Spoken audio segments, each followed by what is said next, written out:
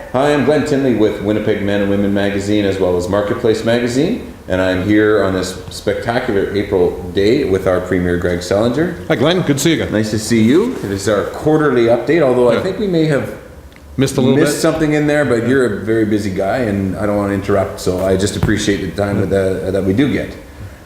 So generally, how are things? Things are good in Manitoba. As you know, it's drier this year, and we're working forward on growing the economy and keeping people educated and providing health care. It's very tight coming out of a recession. Budgets have to be a lot more careful and prudent, but yeah, we're working towards all of these things as we speak. Well, let's start talking with budget. The federal budget just came out. Yeah.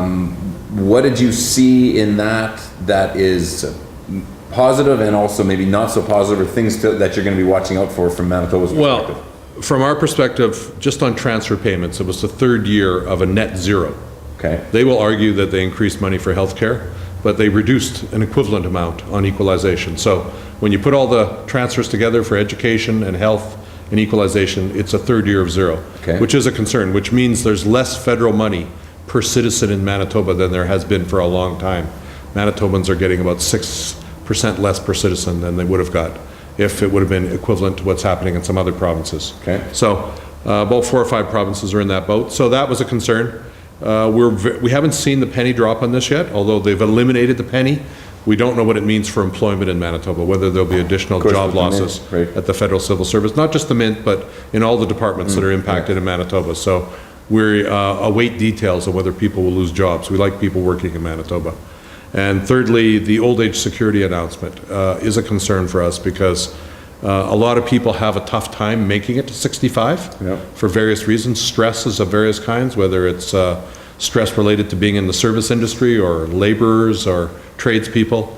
We're concerned that it's going to make it harder for people to get to the finish line with an extra 2 years at a time when they already clawed back for the people that have a lot of income. But my view is that if they really felt they had to save money there, there's still going to be people at 67 years old, over $100,000 pensions, getting some old age security. I think they could have trimmed a little bit on the folks that have the money and allowed people 65 that have no money to be able to have dignity of a pension at 65. And this really affects the boomers, born after 58 or younger. Right. And a lot of those folks had trouble getting into the labor market in the 90s when we had the last big recession. So they had a harder time getting established in employment, and now they're going to have to work longer. So it's tough on them, especially a lot of them who started their families late, etc. So even though they're giving this sort of, I think it's almost 20 years, like they're giving a lot of notice, but the reality is for folks that are 54 years or younger, they're now being told that your retirement date is 67, and if you don't make it to that retirement date, you have to wind up on some form of social assistance, which isn't as dignified as a pension. A pension is an earned right of citizenship that we've had in this country and fought for over decades, for many, many decades. And as a matter of fact, one of the biggest proponents fighting for it was a person named Stanley Knowles, who represented Manitoba and Winnipeg for many decades. Yeah. Does that fall back? Does the provincial government, do you have to look at that? And it does have an impact on our costs. It will mean more, and we're finding this right now. We have a larger number of people every year that are older workers that are coming up with various forms of disability, and they're coming onto the social assistance rolls. And so we're seeing more people that need support that aren't getting it through a pension that are falling onto social assistance, and that's not a desirable outcome. We'd rather have another form of support, including support for them to find alternative ways to earn a living and have some income support to do that. Now, the transfer payments, you said they sort of pulled back on one, raised health care.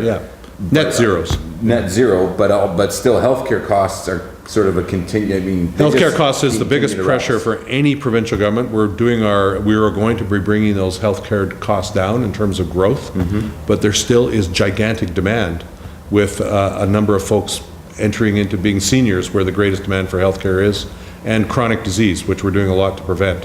But healthcare is the biggest single cost pressure for every province, and in fact, it's the biggest health pressure for every Western country on the planet. I know that federally, I think this was, but just when I look at healthcare costs, the first thing I look at is kids and obesity and some of the problems there. And I think it's much more of a problem across in the US than it is in Canada, but just getting kids active and doing things to help future costs from rising at the same rate. I hinted at that on the issues around chronic disease. Chronic disease is about healthy lifestyles in many cases. High blood pressure, diabetes, obesity, these are major issues. We're doing a lot of things with respect to that. First of all, we set up a Department of Healthy Living. We have 900 community gardens in the north, so people have access to fresh vegetables. We've increased the requirements for physical activity in the schools. We've set up a Ministry of Children and Youth to have more activities for young people, particularly in that after-school period for a variety of reasons, not just physical fitness, but crime prevention as well. Sure. But the reality is we do need to be more active as a society. Yes, Americans have shown an increasing rate of obesity, but Canadians are not that far behind. No. When you go to some of the European countries or some of the countries where there's a greater emphasis on walking and rapid transit and bicycling, you see a lot healthier populations. Perhaps it's because we're a winter environment, but a lot of people tend to be pretty sedentary, especially during that winter period. And more people are working in the service sector where they're working at a desk and they're not doing physical labor as much. So there are issues there that need to be managed. And we can do lots on this, but it does put pressure on the healthcare system. Well, for sure, because it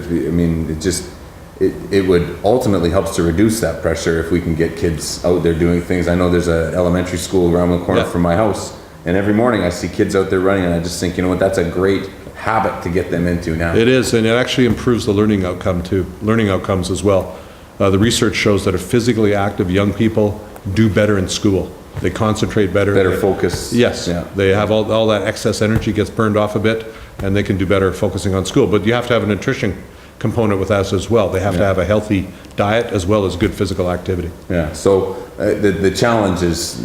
it's large. Yeah. And we need to keep working at it. We're doing a lot. Manitoba leads in a lot of these areas on healthy living initiatives, aging in place initiatives to help people stay in their communities longer. All of these are ways to reduce healthcare costs and have people have a better quality of life. Well, and we do, I think as a whole, Manitobans, I mean, even in the dead of winter, the river trail, and I mean, there's lots going on. This winter, I don't think anybody had an excuse not to get outside because it was pretty... You're absolutely right. And nice. we've invested a lot of money in what we call active transportation infrastructure, more bicycle lanes, more walking paths, even the river trails in the wintertime, and getting people out skating and doing things in the winter. We got to have the right attitude. There's kind of a thing about, winter, we got to go south. Yeah. But winter, another season to enjoy, and to enjoy it properly by properly dressing and enjoying the opportunities we have to cross-country ski, to skate, to downhill ski, to be out and about. Yeah. There's lots of things to do. Yeah, there's lots of things to do, and it's it is an active. But I've got 2 young kids, and it's how do you get them into that habit now, so that later on down the road they're not. It's a reflex. They want to be out doing things. Yeah. Exactly. Right. So let's talk about staying outside. Let's talk a little bit about it. It has been a dry winter. Yeah. Very little snow. The snow's been long gone now. Right. And the river is low. The exact opposite of where it was this time last year. Yes. Last year was, I don't want to say a panic state, but it was precarious of what was going on. It was the worst conditions we'd seen in about decades, quite frankly, not in our lifetime, particularly along the Assiniboine River Valley and up through Lake Manitoba and Lake St. Martin. So we're in a situation this year where all across the country we had less snow, less precipitation, and warmer weather. And Manitoba's been right there with everybody else. So the winter was shorter, it was much milder, a lot less precipitation. We're actually concerned about fires right now in southeast Manitoba in particular. There's been some fires recently. Okay. So we've got lots of work to do on the fire prevention side. But no, the rivers are lower, and Lake St. Martin and Lake Manitoba, we built that extra channel in the fall. That has brought down both lakes by about 2.5 feet more than they would be otherwise. Okay. They're still above what we would like them to be, but all these conditions have made for the ability to lower those lakes and to move water along in a way that doesn't put anybody else at risk. Had those channels not been built, would Lake Manitoba, it would have gone down, but it would have not gone down the additional 2.5 feet by being able to drain it all winter long. Okay. The winter drainage really helped both Lake St. Martin and Lake Manitoba get to a place where it's safer, faster. Yeah. And that's what we needed. So people can this spring start going out and assessing what they want to do to rebuild. I think sometimes Winnipeg, we all get blamed for having perimeteritis, because you think, well, everything seems fine here.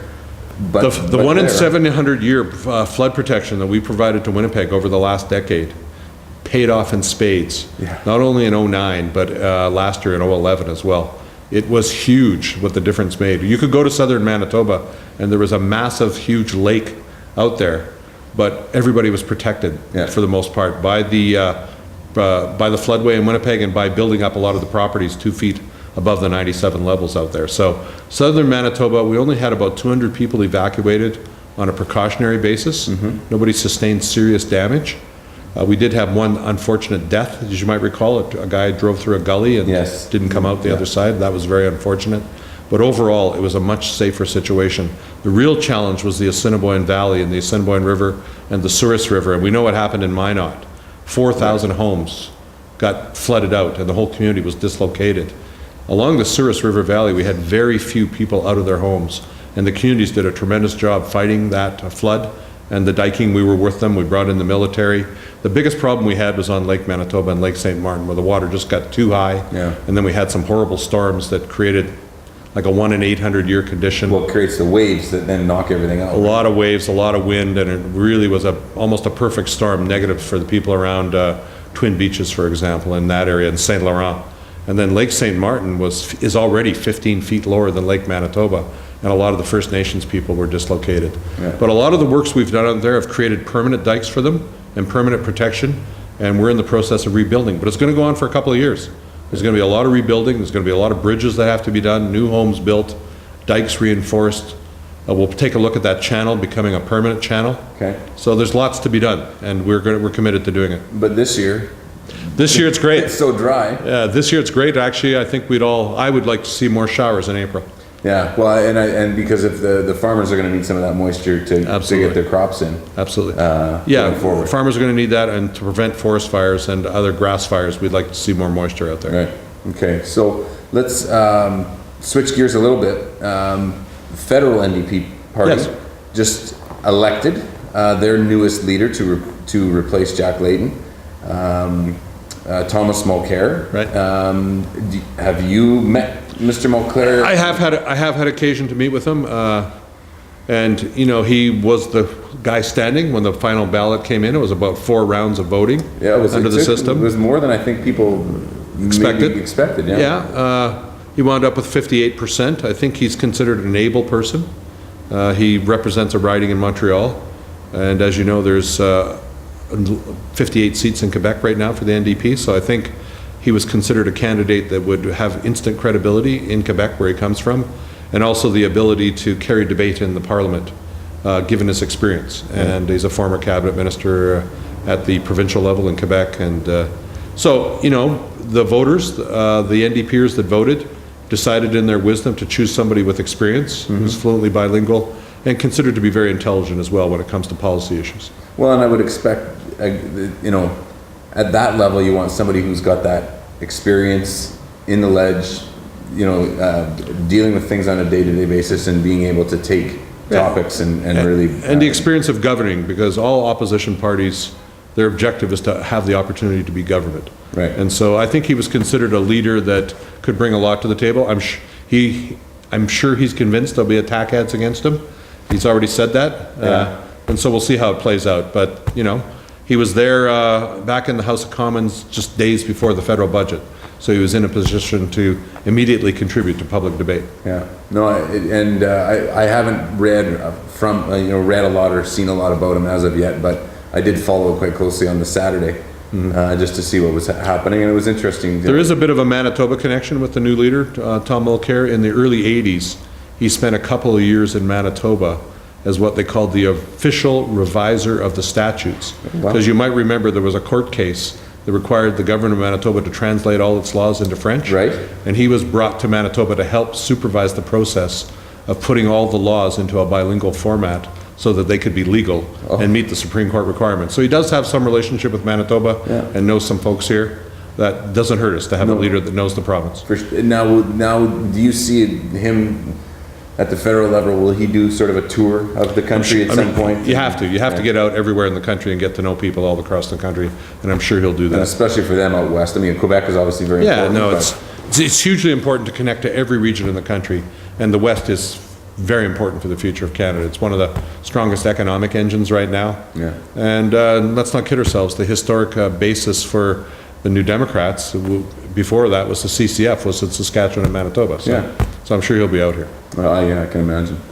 Lastly, the Jets unfortunately did not make the playoffs this Right. year. Tight, close, but for their Yeah. first year back, I think it was a little bit of a. I think there was just. I'm sure everybody at True North is happy just to Oh, yeah. have a little bit of a break. But the Bomber season will be on us Yeah. very soon. You must be getting excited about Yeah, that. well, the new stadium is proceeding. There's been a few delays there, but it's going to be a fantastic facility. The teams did very well last year. They were in the Grey Cup. Yeah. And they've strengthened their staff, and I think they're trying to strengthen their playing personnel as well. But it's been a great year for sport in Manitoba, no question about it. I mean, we had Jeff Stoughton win the World Championships. We've got the Jets, who actually had a very exciting season. Everybody was just pumped by it. Yeah. And I still think there's lots of growth potential there.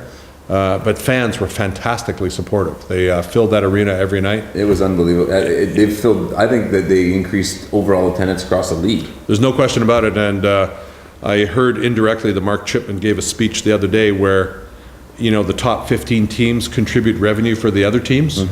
And in the first year, the Winnipeg Jets are in the top 15. So they're actually going to be. They're contributors to the rest of the league. Yeah. Whereas there was a concern that in what they called a smaller market like Winnipeg, they might be a recipient.